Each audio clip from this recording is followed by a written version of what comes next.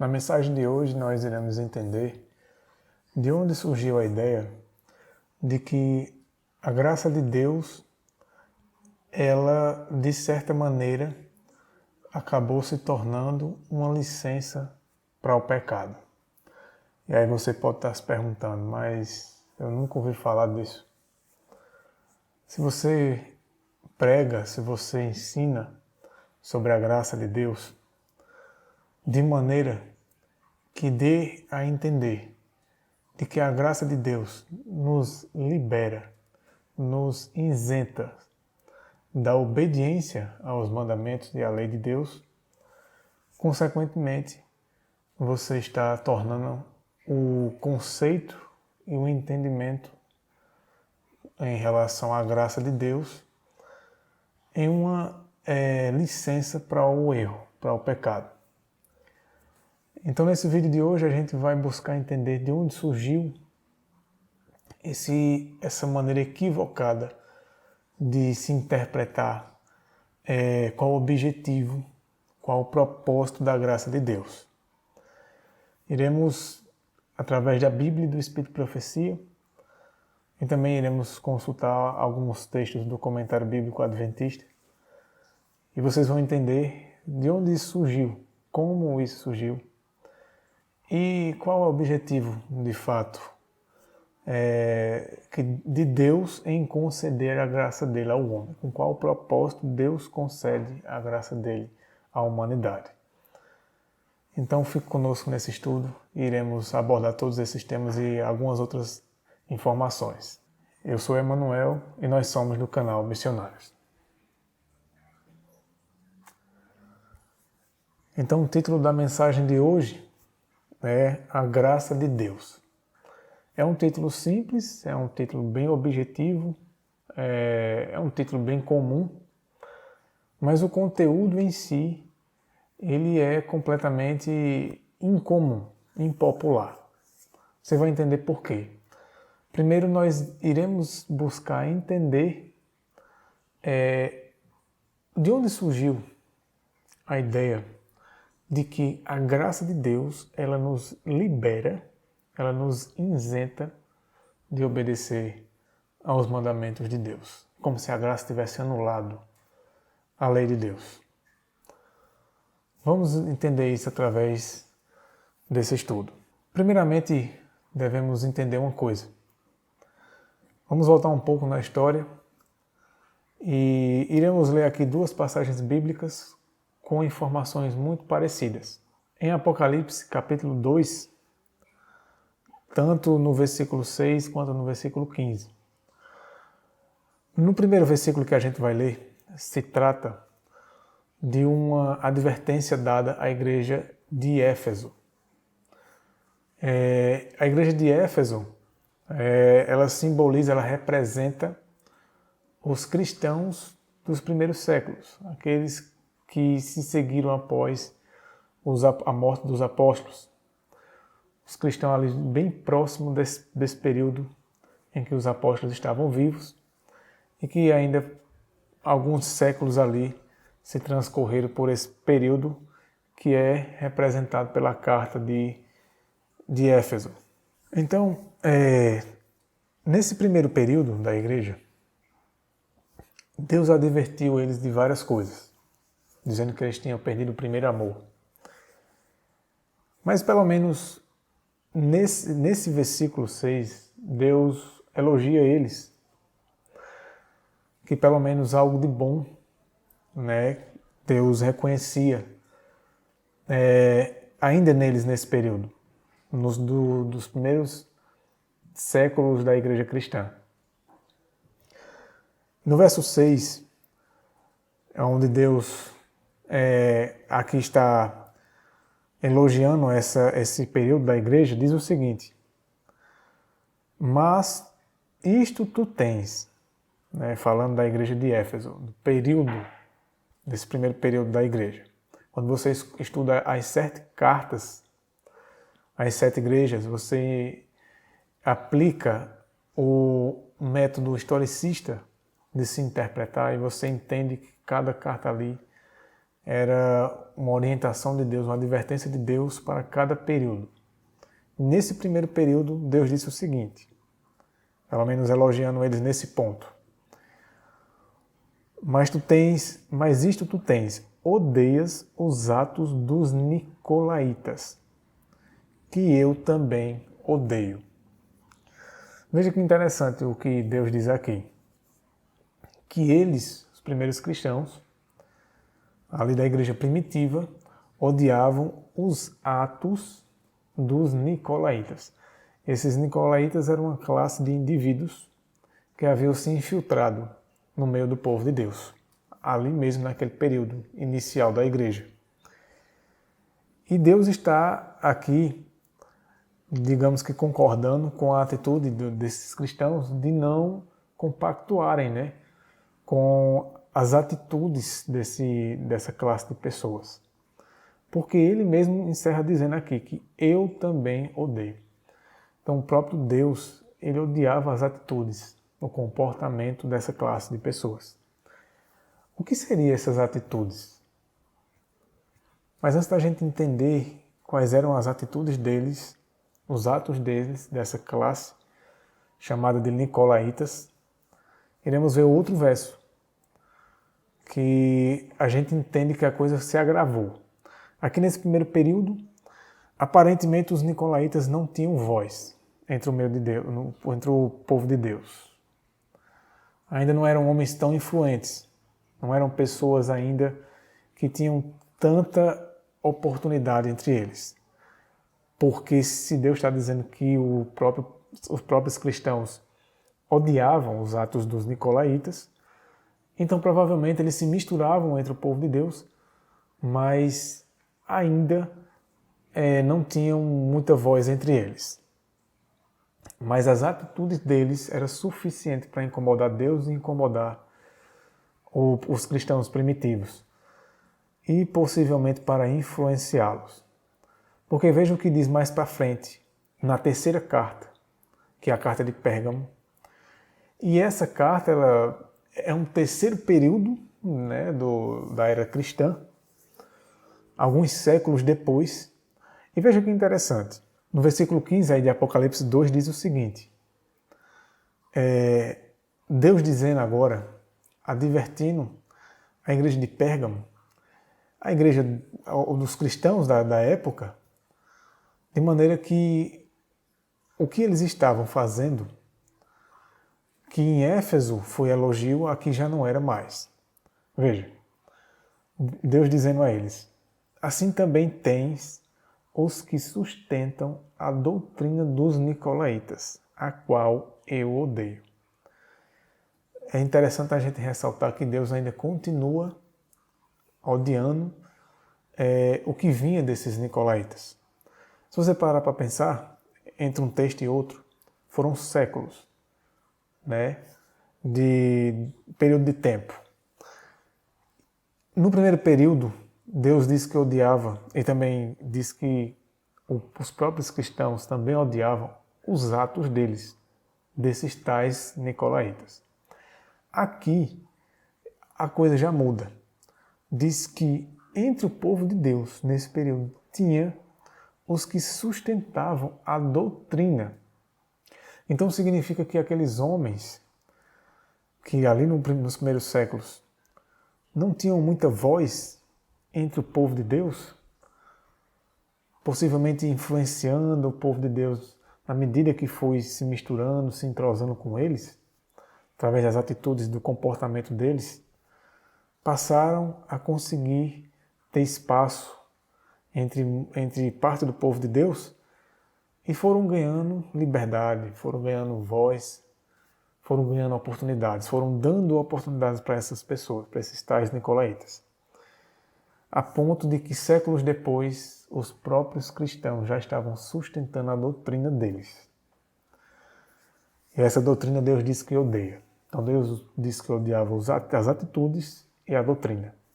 E o que um período da igreja tolerou, o outro período passou a fazer. Agora eles já defendiam a tal doutrina deles. Mas para essas atitudes desses tais nicolaítas e a doutrina deles serem algo que Deus odeia, deve ser algo muito sério. Então, se a gente entendesse o que seria isso, o que é que esses homens faziam, o que é que esses homens ensinavam, esse povo, essa classe de pessoas chamada nicolaítas, que Deus odiava. Será que Deus ainda continuaria odiando se ainda hoje o que esses homens faziam e o que eles pregavam ainda fosse feito hoje? Será que Deus mudou nesse sentido? A Ellen White, Deus revelou qual era o problema dos nicolaítas. E é muito interessante esse texto que a gente vai ler agora. Porque se você entende o que os nicolaítas pregavam e o que eles faziam, consequentemente você não deve querer se envolver com essas coisas. E se caso você esteja envolvido, que busquemos a Deus por misericórdia e libertação dessas coisas, porque Deus deixou bem claro ali em Apocalipse que ele odiava essas coisas. E diz o seguinte aqui no Espírito de Profecia: será que ele, o nosso pecado, o pecado do povo de Deus hoje, dos adventistas do sétimo dia, é o pecado dos nicolaítas? E qual seria esse pecado? Continua o texto. O de transformar em libertinagem a graça de Deus. Olha que interessante. Então, o problema dos nicolaítas é que eles buscavam transformar a graça de Deus em libertinagem. Como seria possível isso? Seria possível mudar a graça de Deus? Literalmente falando, claro que não. Nada que vem de Deus nenhum homem pode mudar. Porém, se você ensina as pessoas e o testemunho da sua vida der a entender um outro significado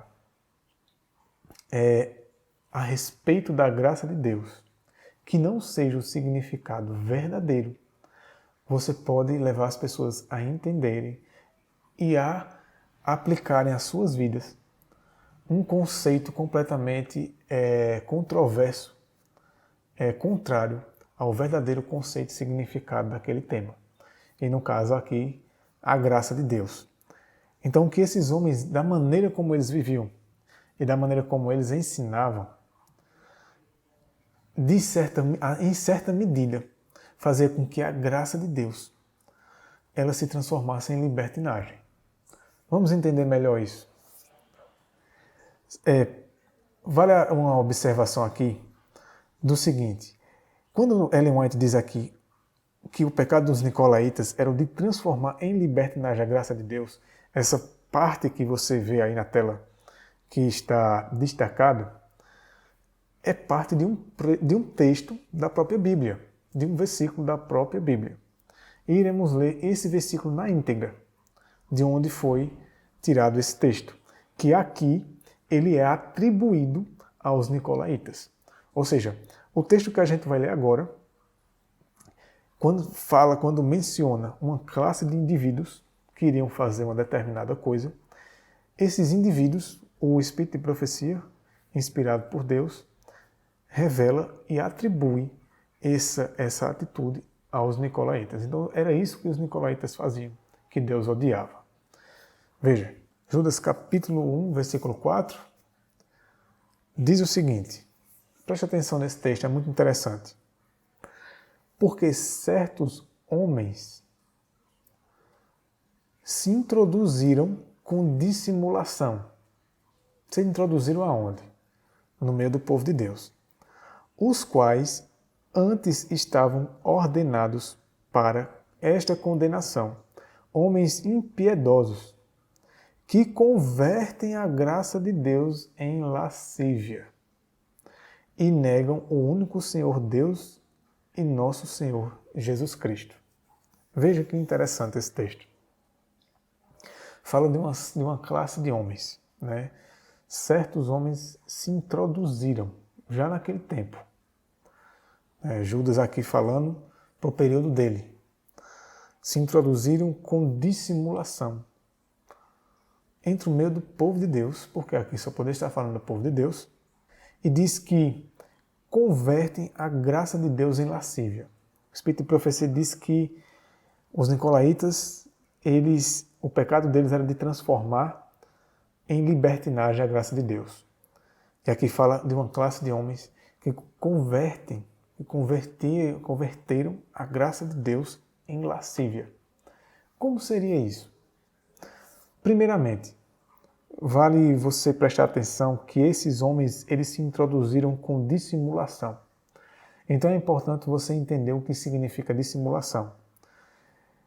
O que é mais interessante é que a gente possa compreender o significado dessa palavra na própria língua original em que o autor escreveu. O autor aqui, que é Judas, não é o Judas Iscariotes, possivelmente é um dos irmãos de Cristo, né? Quando ele escreveu, aonde em português está dizendo se introduziram com dissimulação, ele usou a palavra para dissimulação, a palavra grega pareis duno. E essa palavra, ela significa o seguinte: penetrar despercebidamente. Então você entendeu como é que os homens iriam se introduzir no meio do povo de Deus e passar a converter a graça de Deus em lascívia, em libertinagem, a transformar a graça de Deus em libertinagem? De que maneira eles faziam isso? E iriam fazer isso? De maneira despercebida. Porque foi assim que o próprio autor disse que eles se introduziram, com dissimulação, ou seja, eles se introduziram despercebidamente. Eles não vieram escancarando o que eles queriam, os objetivos deles. Eles não vieram levantando a bandeira do erro, alarmando de modo alarmante. Mas eles vieram de modo despercebido. Na verdade, é a maneira como Satanás mais bem tem sucesso naquilo que ele faz. É quando ele trabalha com dissimulação, quando ele trabalha de maneira despercebida, sutil, sorrateira. Porque quando ele usa muito da verdade, mas começa a distorcer e eliminar algumas informações, seja qual tema for, ele consegue dar um novo sentido para aquele tema. E aqui, no caso, se trata da graça. Porque diz que, se introduzindo dessa maneira, eles iriam converter a graça de Deus naquilo que não deveria. Quando o autor fala que iria converter a graça de Deus em lascívia, no grego, a palavra que o autor, Judas, usou aonde em português está lascívia, ele usou essa palavra aqui, azelgeia. Essa palavra grega, ela significa licenciosidade, obsceno, coisas obscenas, devassidão, falta de moderação, intemperança acerca de qualquer coisa, arrogância, libertinagem, sensualidade, deboche, perversão em geral. Essa palavra é muito mais profunda do que a que a gente pode ler. Quando a gente lê apenas lascívia, fica muito subjetivo, principalmente para muitas pessoas que talvez não entendam o significado da própria palavra lascívia. E é sempre bom a gente poder esclarecer a mente das pessoas da melhor maneira possível para que elas entendam o que estão lendo. Então é dito que esses homens iriam se introduzir de maneira despercebida, sorrateira, e iriam converter a graça de Deus em todas essas coisas. Mas como? Como que a graça de Deus poderia se tornar em licenciosidade, obscenidade, devassidão, libertinagem, né? E perversão de modo geral? Como que isso seria possível? Em outro texto do Espírito de Profecia, a gente já tem uma noção de como que isso acontece na prática. Veja o que é que diz aqui. Falando ainda dos nicolaítas, que a gente entendeu que essa informação de Judas, versículo 4, ela se trata dos nicolaítas. Foram eles, né, que se introduziram de maneira despercebida entre o meio do povo de Deus, fazendo esse estrago na doutrina da graça de Deus. E falando sobre eles, ela diz o seguinte: é amplamente ensinada hoje a doutrina de que o Evangelho de Cristo anulou a lei de Deus. Muitas vezes a gente, como adventista do sétimo dia, a gente vai confirmar que a gente não acredita que a lei foi anulada. Mas, quando dizemos, muitas vezes, de que não é possível obedecer a toda a lei de Deus, aos 10 mandamentos, embora a gente saiba que por nós mesmos, por nossa própria força, por nossa própria capacidade, não temos de fato como obedecer, mas assim pelo poder de Cristo, pelo poder do Espírito, que o homem pode obedecer aos mandamentos de Deus. Mas, de certa maneira, de maneira sorrateira, estamos anulando a lei de Deus. Porque se estamos pregando de algo que não se pode viver, não seria mais honesto, assim como os evangélicos creem que a lei foi abolida? Consequentemente, não se precisa mais obedecer ela, enquanto que dizemos que a lei ainda está em vigor e nós, ao mesmo tempo, dizemos que não se pode obedecê-la. É uma coisa sem sentido.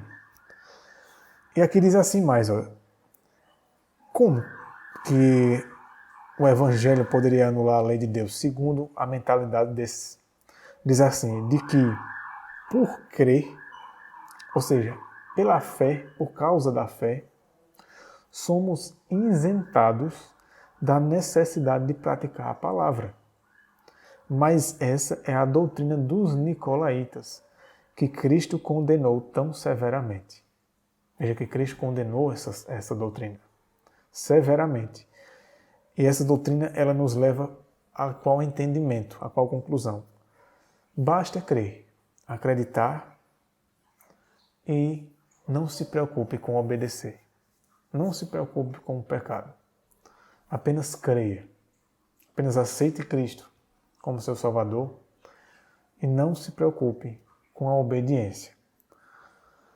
E, consequentemente, estamos isentados de praticar a palavra de Deus. Isso, de maneira direta, muitos já pregam, mas de maneira indireta, alguns já têm começado a pregar há algum tempo.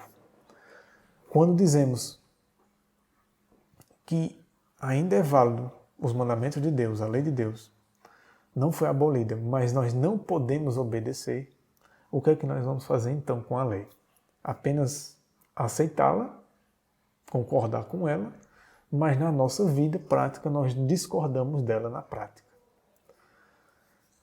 E isso, consequentemente, é o resultado, o reflexo da doutrina dos nicolaítas, que tem se introduzido no nosso meio. E muitos até chegam a dizer de que estamos sobre a graça. Então não se preocupe com o pecado, não se preocupe com obedecer à lei de Deus, porque estamos sobre a graça. Mas seria para isso a graça?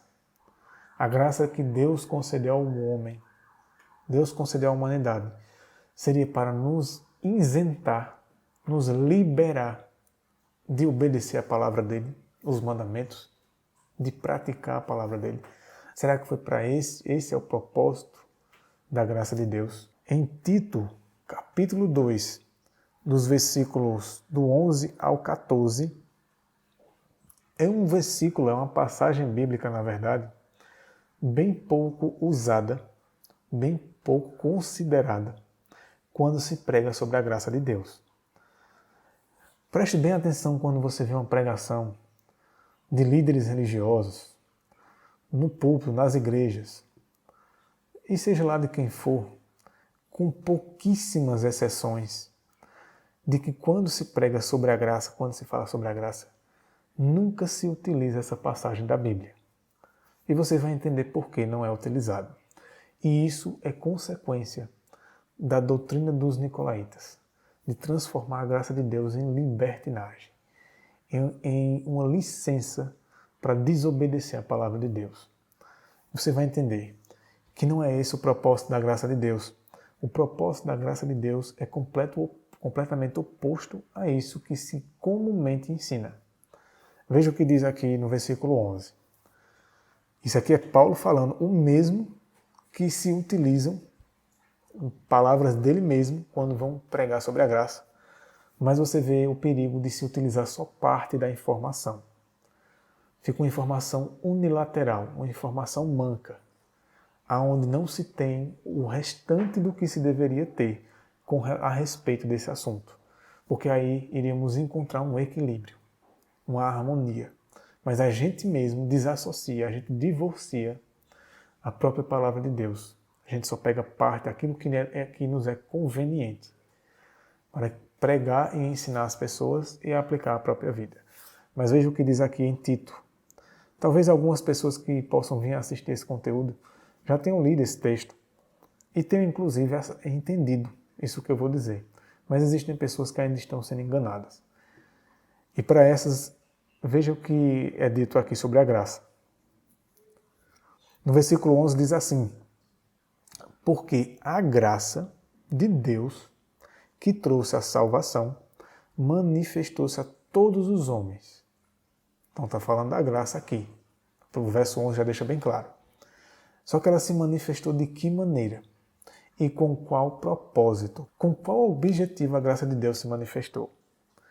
No verso 12 diz assim: ensinando-nos que, renunciando à impiedade e às concupiscências mundanas, vivamos de maneira sóbria, justa e piamente neste mundo presente. Vamos primeiro ver só essa parte dessa passagem e vamos analisar alguns pontos aqui. Você percebeu o que foi que Paulo disse no versículo 12? De que a graça ela se manifestou nos ensinando. Então, o propósito da graça de Deus, primeiramente você tem que entender que a palavra graça, ela significa favor imerecido. Quando está falando da graça, é o favor de Deus que nós não merecemos. Mas mesmo assim, por amor a nós, Ele nos concede esse favor. Mas esse favor de Deus é para quê? O que é esse favor de Deus? Com qual objetivo Deus nos concede a graça dele, nos concede esse favor, estende a mão dele para nós? Aqui diz que é com o objetivo de nos ensinar. Nos ensinar de que maneira? Verificando no grego, aonde em português você lê ensinando-nos com relação à graça de Deus, Paulo ele usou a palavra grega paideuo. Essa palavra ela significa o seguinte: aonde você lê ensinando-nos, Deus quer dizer isso aqui, de como é que Ele nos ensina. A graça dele é para nos ensinar. Nos ensinar de que maneira? Essa palavra grega ela tem esses significados. Veja como é profundo. Diz assim: criar e educar uma criança. Olha que interessante. Essa palavra aqui, aonde em português está ensinando-nos, ela tem o significado como se fosse um pai que cria uma criança e educa essa criança. Não é à toa que Jesus Cristo disse que se não formos como crianças diante de Deus, não herdaremos a vida eterna. E é como uma criança que devemos permitir que, assim como uma criança ela é submissa ao pai, o pai é quem orienta a criança, o pai é quem diz o que é certo e o que é errado para a criança, é quem ensina, é quem ajuda ela a se livrar das coisas erradas, dos perigos. Assim deve ser Deus conosco. Mas, infelizmente, não aceitamos que Deus nos ensine dessa maneira, como um pai ensina uma criança. Achamos que sabemos mais do que Deus ou tanto quanto Ele. O suficiente para não aceitar as orientações dele. Mas diz aqui o seguinte, que Ele nos ensina como se educa uma criança, através da disciplina, porque a palavra tem esse significado também. Disciplina por castigo, por punição. Esse castigo e essa punição a gente tem geralmente uma visão negativa, né, devido à nossa sociedade. Mas é assim que Deus diz que Ele castiga a todos os que Ele ama. Só que nós devemos ter cuidado com essa alta sensibilidade que nós temos de não aceitar essas coisas. Porque se a gente rejeita isso, consequentemente, não permitiremos que Deus nos corrija. Também significa instruir, ensinar, admoestar por obras e palavras. De todas essas maneiras é que a graça de Deus nos alcança, nos ensinando através de todos esses métodos. Né? Corrigir, punir por meio de aflições e calamidades, porque é assim que acaba sendo com a humanidade. Mostrar o caminho, liderar e guiar. Veja como é interessante a gente entender isso. Então a graça, ela se manifestou nos ensinando de todas essas maneiras. Deus tem que nos liderar. Ele é quem tem que nos mostrar o caminho. Ele é quem tem que nos guiar. A palavra dele é quem faz essa obra em nossas vidas. Não somos nós quem devemos ditar a regra, porque, consequentemente, estamos indo a ruínas cada vez maiores, renunciando à impiedade e às concupiscências mundanas.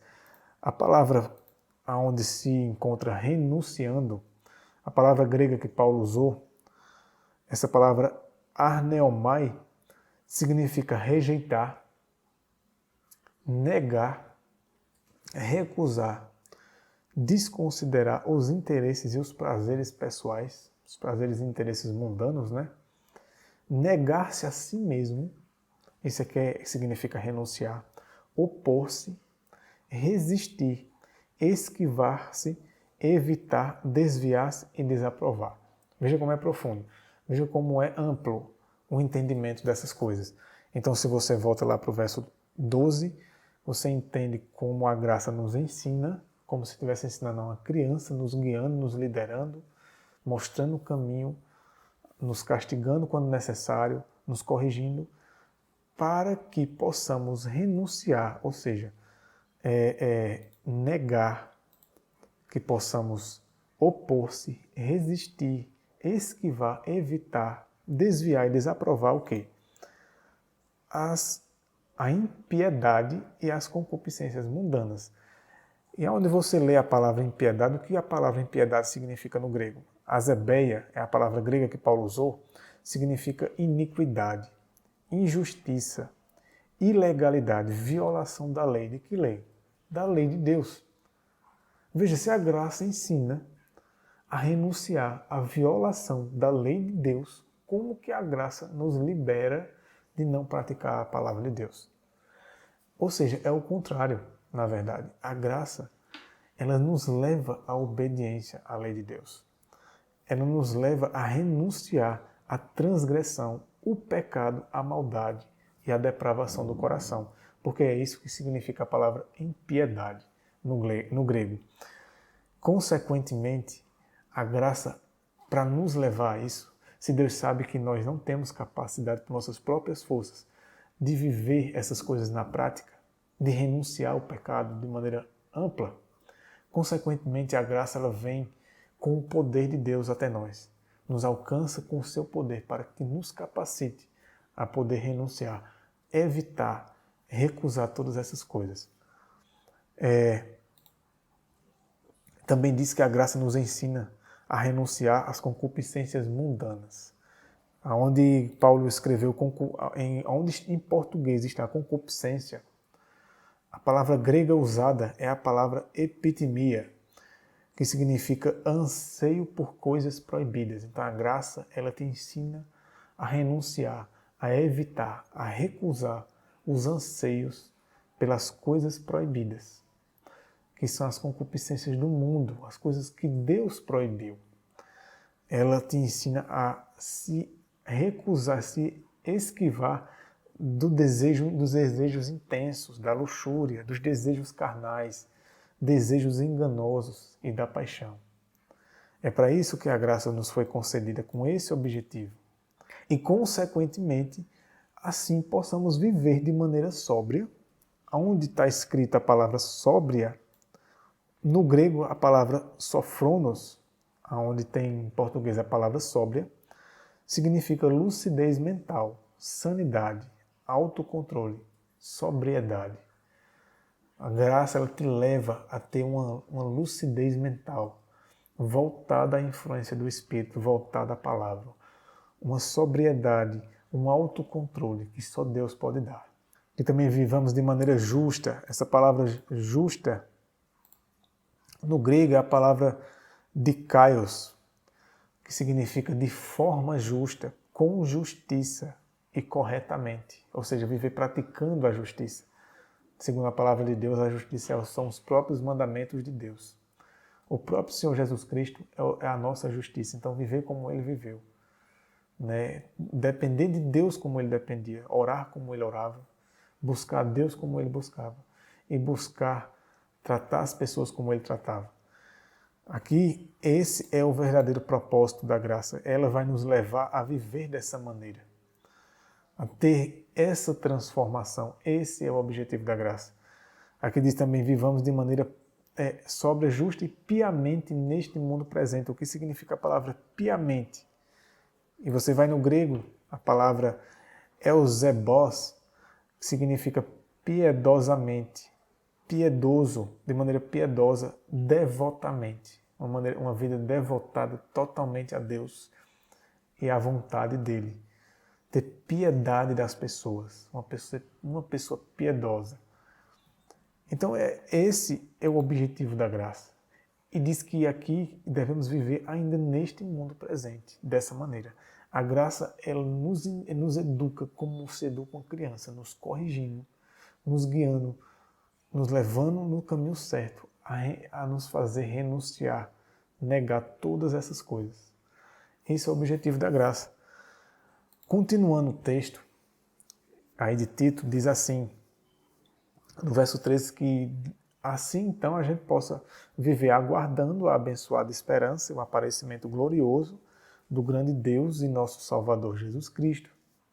E no verso 14 diz assim, o qual se deu a si mesmo por nós, para nos remir de toda iniquidade e purificar para si um povo peculiar, zeloso de boas obras. Aonde diz aqui, nos remir de toda iniquidade, a palavra remir significa, é a palavra grega lutró, significa resgatar, libertar e livrar. Livrar de toda iniquidade.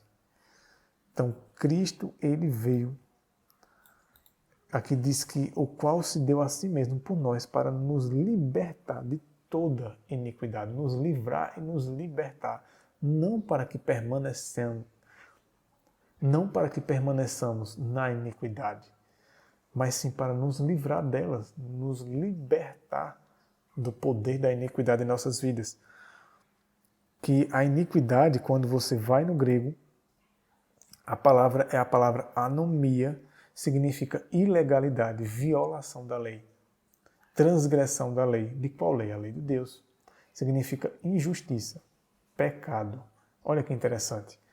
Tudo que vem de Deus nos leva a nos libertar, a nos dar vitória sobre todas essas coisas, consequentemente sobre todos os pecados. Esse é o propósito, esse é o objetivo de Deus ao nos conceder a graça dele. Não o que os nicolaítas ensinavam. Porque eles fizeram com que a graça se transformasse em libertinagem. E libertinagem é o quê? É a consequência de ensinar a maneira errada a respeito da doutrina da graça, que leva as pessoas a se conformarem e a se acomodarem em seus pecados. Quando, na verdade, o propósito da graça é esse que a gente está vendo aqui em Tito, capítulo 2, dos versículos 11 a 14.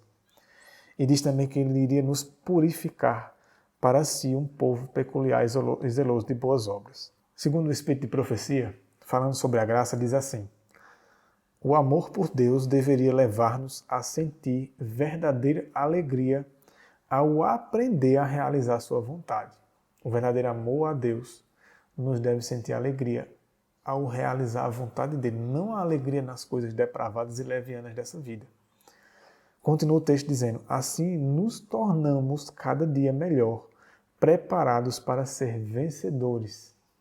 Exemplos do poder que a graça celeste tem para elevar e enobrecer os seres humanos. Então devemos ser exemplos do poder que a graça de Deus tem para nos elevar e nos enobrecer espiritualmente e moralmente, e sermos vencedores. Vencedores de quê? De todos os nossos erros, de tudo que há de errado, de todo pecado. Continua o texto dizendo: Cristo foi tentado em todos os pontos como nós. No entanto, venceu. Veja que está falando de tentação e de vitória. É aqui que diz: e hoje ele, Jesus, espera ouvir e responder os ansiosos pedidos de seus filhos pela graça que os capacitará a vencer. Entendeu? A graça é quem nos capacitará a vencer. Vencer o quê? As tentações, os pecados. Esse é o plano original da graça. Esse é o propósito. Esse é o propósito bíblico da graça de Deus. Porém, os homens, infelizmente, até hoje repetem o que os nicolaítas trouxeram lá nos primeiros séculos da igreja cristã. De que a graça não é para isso. Que a graça, muitas vezes as pessoas dizem assim, quando dizemos que devemos obedecer aos mandamentos de Deus, mas dizem assim, mas nós estamos no tempo da graça. Como se o tempo da graça nos liberasse para não mais obedecer aos mandamentos de Deus. É como se estar sob a graça é estar isentados, né, liberados da obediência a Deus. É como se a graça fosse, de fato, uma licença para o pecado. Mas não é esse o propósito da graça de Deus. Em Romanos 5, o texto clássico que, quando se prega sobre a graça, é muito usado esse texto. Romanos 5, os versículos 20 e 21 diz assim: além disso, veio a lei, para que a transgressão abundasse. Detalhe que aqui é Paulo, e lá em Tito também é Paulo. Você vê que Paulo não pode se contradizer. Isso é uma harmonia, é um equilíbrio. Aqui diz assim, que a lei veio para que abundasse a transgressão, ou seja, a lei ela expõe os nossos pecados, os nossos erros, os nossos defeitos de caráter. Mas ela não tem poder em si mesma para corrigir, para nos dar vitória sobre essas coisas. Ela, na verdade, tende a nos levar a Cristo, que é Ele quem, através da graça dele, por meio da nossa fé, nos dará vitória sobre os erros, os pecados que a lei nos expôs. Por isso que diz aqui, mas onde o pecado abundou, ou seja, quando você, ao compreender a lei de Deus, enxerga tanto pecado em você, aqui diz superabundou a graça. Ou seja, se você entendeu o que a gente leu em Tito, você entendeu que a graça ela nos corrige, ela nos transforma, ela nos ensina, nos capacitando a renunciar às concupiscências da carne, tudo que vem da carne, e à impiedade, que é transgressão da lei de Deus. Então, quando diz superabundou a graça, é que o poder de Deus é maior do que o poder do pecado. Consequentemente, se tem muito pecado, tem muito mais poder vindo de Deus por meio da graça dele para nos dar vitória sobre essas coisas. No verso 21 diz assim: para que assim como o pecado reinou para a morte, também a graça reinasse para a vida eterna, por Jesus Cristo, nosso Senhor. A graça ela deve reinar para a vida eterna por meio da justiça, né? Ela deve reinar no lugar do pecado. A graça, assim como o pecado reina para a morte, a graça ela reina para a vida eterna. Então é uma coisa oposta, porque é o pecado que leva à morte. Consequentemente, se você está sob a graça, você não está no pecado mais. Você passa a estar acima do pecado. Esse é o propósito de Deus, nos colocar acima dos nossos pecados. Em que sentido? Em não mais viver escravo deles. Quando Paulo escreve Romanos 5, você percebe que Paulo ele é cuidadoso.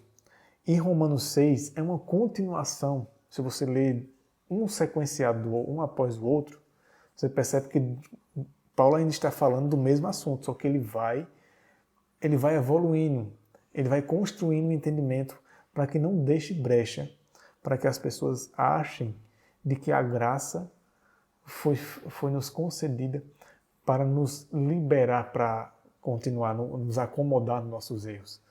Por isso que Paulo diz aqui em Romanos 6, que é a continuação direta de Romanos 5. No versículo 1 ele diz assim: que diremos então?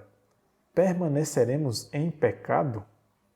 Se você ler 1 João 3, você vai entender que lá o pecado é a transgressão da lei. E Paulo está dizendo, permaneceremos na transgressão da lei, na desobediência à lei de Deus, para que a graça possa abundar? É como se Paulo estivesse dizendo, foi isso que eu quis dizer? É para isso que a graça serve? No verso 2 ele diz, de forma alguma. Não.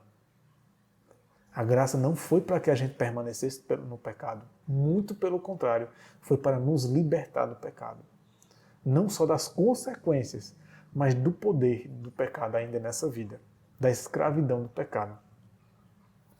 E ele diz, como nós que estamos mortos para o pecado, não é assim que nós deveríamos nos considerar quando nos batizamos? O batismo é um simbolismo da morte para o eu, da morte para o mundo, da morte para o pecado. Mas ele diz, como nós que estamos mortos para o pecado, viveremos ainda nele? Veja como Paulo, inspirado por Deus, demonstra tanta sabedoria em ser tão cuidadoso, em não deixar brecha.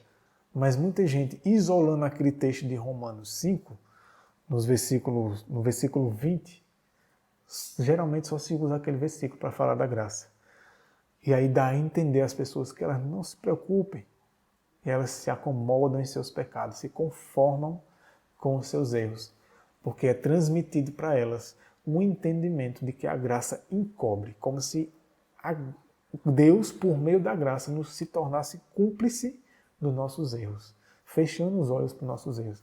Mas, na verdade, os nossos erros estão tão latentes aos olhos de Deus, como se estivéssemos completamente nus na frente dele. Nada está obscuro diante de Deus. Ele sabe a intenção de cada coração, principalmente as más intenções, que nós tentamos disfarçar. Mas diz mais aqui. Ainda em Romanos 6, mais para frente, Paulo ainda reforça a ideia para que não fique brecha de que a graça, ela nos libera para continuar em pecado. Ou seja, ela nos isenta da obediência aos mandamentos de Deus. Ele diz assim, porque o pecado não terá domínio sobre vós, pois não estáis debaixo da lei, mas debaixo da graça. Estar debaixo da lei é quando você está condenado pela lei. Estar debaixo da graça é quando você está vivendo em harmonia com a lei. Ela não te condena, porque você não está transgredindo ela, mas está, pela graça de Deus, sendo vitorioso e sendo obediente a ela. No verso 15 diz assim, pois que, veja o que ele diz no verso 15, ele ressalta de novo, ele reforça essa ideia para que não deixe a entender que o propósito da graça é o contrário do que ele vai dizer aqui. Pecaremos porque não estamos debaixo da lei, mas debaixo da graça. Ele diz, de forma alguma. Irmãos, sejamos honestos com a palavra de Deus. Estudemos a palavra de Deus com honestidade, com o coração e a mente aberta, para entender o que realmente Deus está querendo dizer, não o que a gente quer entender, não aquilo que nos é conveniente. Que Deus nos ajude a entender essas coisas, que não sejamos desonestos e, consequentemente, ainda ensinando o erro às pessoas para que elas se acomodem nos seus erros e sigam um caminho de trevas que dará na morte. Porque Paulo diz que, de forma alguma, continuaremos no pecado só porque não estamos debaixo da lei. Porque a graça, ela nos eleva acima da condenação da lei. E para encerrar esse estudo, eu trago aqui um comentário a respeito de Tito, ali no capítulo 2, nos versículos 11, 12 e 14. Esses são os comentários bíblicos adventistas. Essa é a maneira como a nossa teologia originalmente interpreta esses textos com relação à graça de Deus. Veja o equilíbrio e veja como, de fato, a nossa igreja crê, e não como muitos por aí estão dando a entender. Então, que sejamos firmes e sejamos orientados por essas verdades. Veja o que diz aqui. No comentário bíblico adventista, volume 7, das páginas 389 a 391, diz o seguinte. a respeito de Tito capítulo 2, quando fala sobre a graça de Deus e o seu propósito. A nota triunfante do conselho de Paulo é que homens e mulheres encontram a vitória sobre o pecado, a ponto de a vida de Cristo, revelada em carne e sangue, pode ser replicada em cada crente motivado pelo Espírito Santo. A vida de Cristo pode ser replicada, ser copiada através da nossa vida, motivados pelo Espírito Santo. Continua o texto. Todos os mandamentos de Deus são acompanhados por sua graça. A graça não anula os mandamentos de Deus. Na verdade, os mandamentos de Deus devem ser acompanhados pela graça, que capacita, continua o texto, o crente a cumprir os propósitos divinos. Ainda no texto diz assim, a graça salvadora não só ajuda as pessoas a eliminar as práticas pecaminosas, veja que interessante, mas leva a cultivar hábitos novos e dignos. Isso é um comentário bíblico adventista. Essa é como a nossa teologia crê, de fato. Essa instrução diária de Deus pode ser descrita como processo de santificação. A graça é quem leva ao processo de santificação.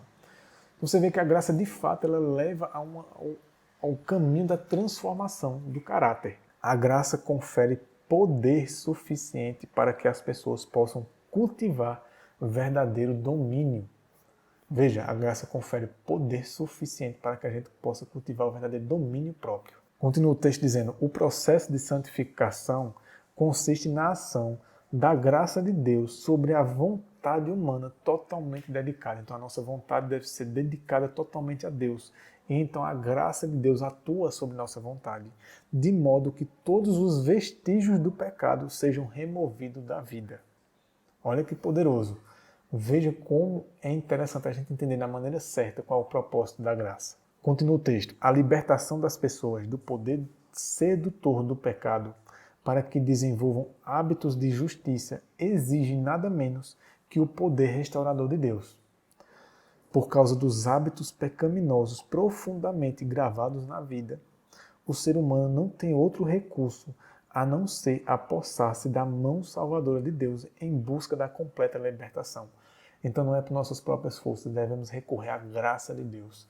Peçamos, clamemos por essa graça, para que Ele nos capacite a vencer os nossos erros, que Ele nos ajude através da graça dEle, porque é esse o propósito e Ele está disposto a isso. E encerra o texto dizendo o seguinte, o resultado do resgate do ser humano do pecado, pela graça de Deus, é uma vida limpa de todo pensamento e ação pecaminosos. O resultado do resgate do ser humano do pecado pela graça de Deus. Entendeu? Esse é o resultado.